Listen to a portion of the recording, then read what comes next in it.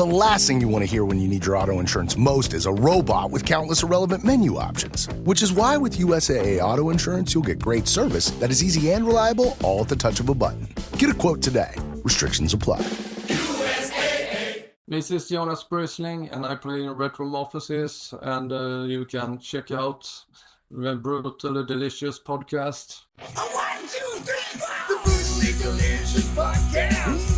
The Brutally Delicious podcast. The Brutally Delicious podcast. The Brutally Delicious podcast. For those, I guess, not familiar with you guys, as I wasn't to be, and that's what I like doing this show for, because I find a lot of bands that I've not heard of and then, really tune into them. But I really like Psalmus Mortis. Is that what it's called? Yeah. Is that how you pronounce it?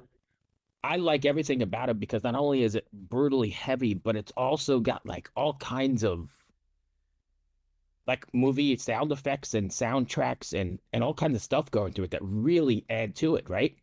Yeah, it has a little bit of a horror movie vibe over it, with organs and shores and some not so much strings maybe, but pads, synth pads. Right. Yeah. When you guys were writing the songs, then was that all like envisioned in the songwriting, or did that like come after you sat back and said, hey, we can add this cool shit here? Oh, it was during the songwriting. I added it to the first song, and then when I wrote the other songs, I realized why not put it in all the songs? Because it creates this atmosphere that I like. So, but it was difficult to mix it. It took a lot of time. Yeah, because some, like the machine, the long track, it had like, I don't know, like 10 or 12 tracks with synths, and try to put them in a good volume with other instruments was really difficult. But what's the initial response been to it? Been pretty good? Yeah, it has been overwhelming positive. So don't take this the wrong way, but this is not only a super technical record, but it's also pretty brutal in the sense of, I think, lyrics and topics. And is there something, well, actually, let's start here. What are you so pissed about?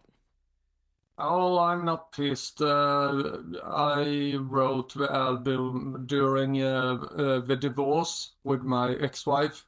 So I had to change my life. I had to get a new job, a new apartment, and everything was just upside and down.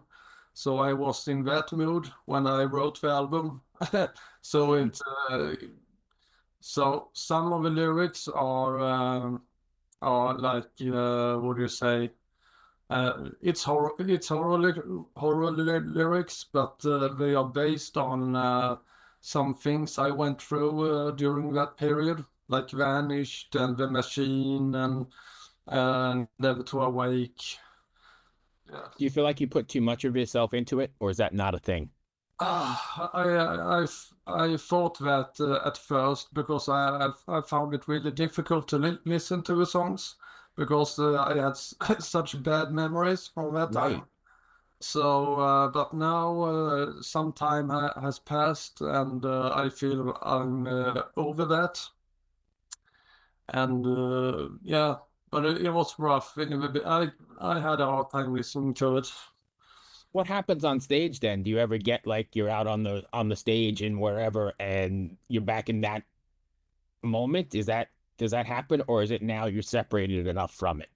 Oh, I don't know. It's like picking a scab every night, right? Yeah, we haven't played live for a very long time, so it's hard to answer that question. But on stage, it's always try to play it as tight as possible. I really don't think that much about the backstories or anything. Just in the zone. Yeah, exactly.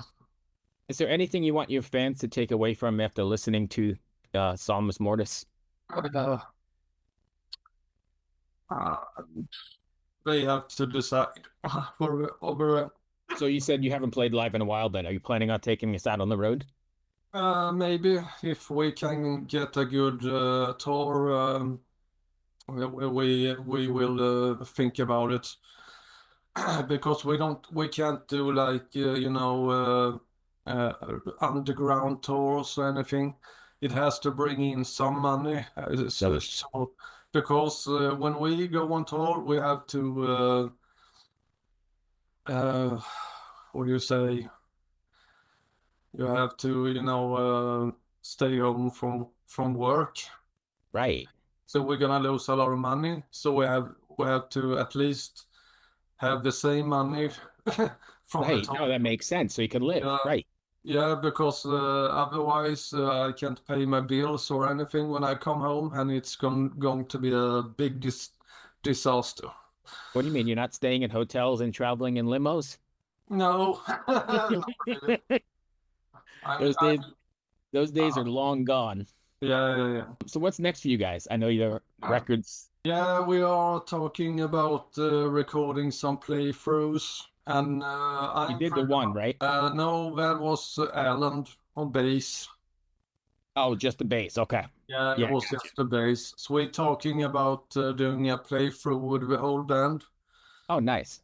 Yeah, so it's gonna be like a rehearsal video almost, but with better sound.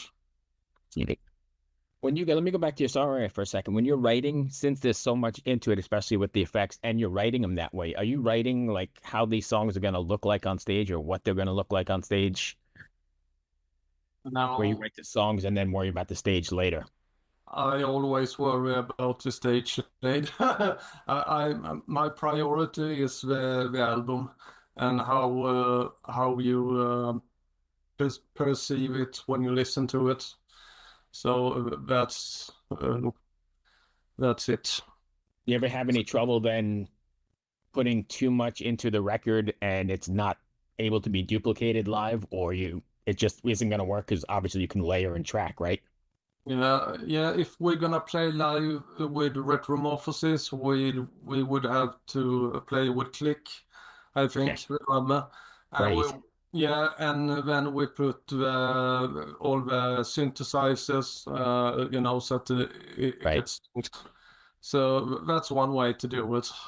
I don't think you can play this kind of tech music or this music without a click, though, right? I mean, it's pretty start and stop and all over the place. It's doable. We played without Click for many years with the Really? old band. Yeah, we only use Click in the studio. Right. So, yeah, but that's right. Some songs are really tricky, but when you rehearse them, you get a feeling for it when the big tempo changes comes. Right. But so it's not that difficult. I know it sounds very difficult, but if you have written the music and played it, it just feels natural. Right. Yeah, I was just thinking because I mean, you got some stars in this band. This is like a who's who of metal, and you guys can play your instruments, so it's got to be even though you're super tight and super good, that click has to help you in those spots. Yeah, yeah, it's relaxing to play to a click. It's really relaxing, I think. Because when I think back about playing live, especially in the beginning, I was stressing a lot on stage, so I played Right. it too fast, and sometimes the drummer was stressing up, Right. playing too fast, and it was almost impossible to pick it. Right. So so the click keeps everything, in place, and you can relax when you hear the click. So. Awesome. That's going to bring me to the end of my questions. Did I miss anything you want to cover? Oh no, I don't know. Just Any festival dates at all for the summer? Nothing yet. no, no. My mind is on writing new songs. Are you one of those Because guys that's always writing? yeah, I'm feeling quite itchy, so I have already started to write new riffs and stuff. That's So great. yeah, I have a pretty good idea on what to do on next album. So So let me ask you one final one then about writing. when you're writing now, you're already writing new stuff. How do you try and differentiate from Psalmus Mortis to the new stuff you're writing? I mean, you don't want to alienate your fans, but you also don't want to write Psalmus Mortis again, right? No, it's not going to be Psalmus again. This episode is brought to you by Walmart. New beauty is in bloom at Walmart, and it's all about springtime radiance. From Drybar, Tula Skincare, and hundreds more available online, Walmart has the premium brands you want and this season's on-trend products for flawless, glossy hair and hydrated skin. Big name beauty brands? Check. The things you love? Check. Find trending spring beauty and all you need to look and feel gorgeous at Walmart, on app and online. But I will probably, as I usually do, I take those things I like most and I broaden them.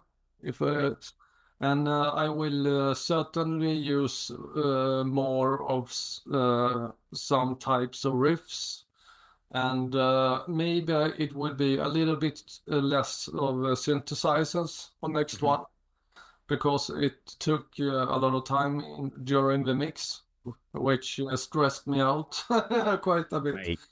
So I'm gonna do it a little bit smarter, maybe not too many tracks and so on. But I have a good idea. It's gonna be more brutal, I think. But at the same time, I want to incorporate more atmosphere as well. And more, and I'm really into melodies right now. So it's gonna be, it's not gonna be melodic like In Flames or anything, but you know, death metal, old school melodies, that kind, the more ugly ones. Yeah. Yeah. So if fans want to find you guys, then how can they do so? Can you give us all your socials? Yeah, we have Facebook, we have Instagram, and we have, yes, you know, the usual platforms. But Facebook is the best one, I think, because I'm online there at least once a day, and if we have any questions, I could answer them there. Have a good rest of your evening, my friend. Oh, thank you. Cheers. Be well. Yes. Bye. Yes, bye. Hey everyone, this is Bjorn from Soulwork, and this is Brutally Delicious. The Brutally Delicious Podcast.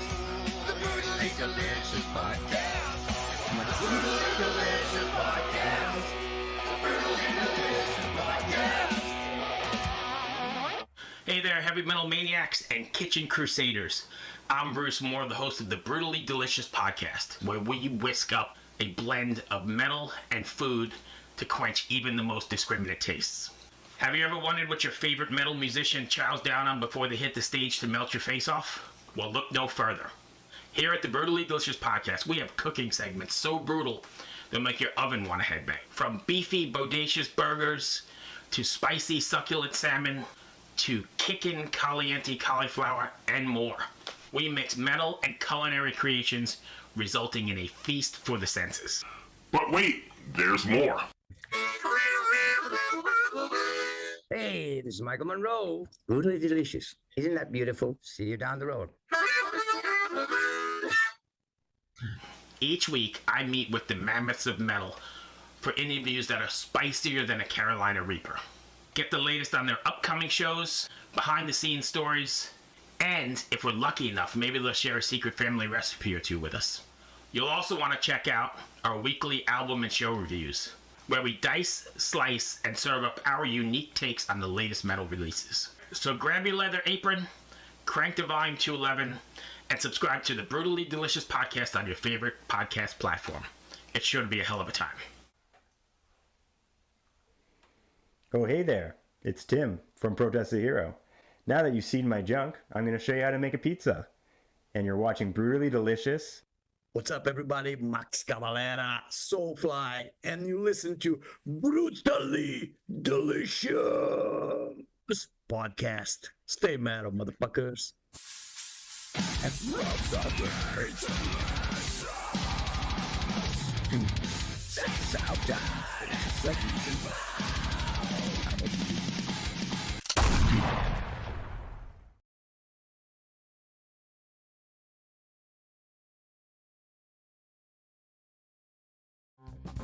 Hey, this is Aaron from No Simple Road. I'm inviting you to come hang out with Apple, Mel, and I as we talk with the musicians, artists, chefs, authors, and beyond from the world that turns us on. We're reaching into the improvisational music scene, the psychedelic culture, the festival world, and getting to know what makes the people tick that create those scenes. Come join us on the long, strange trip over at No Simple Road.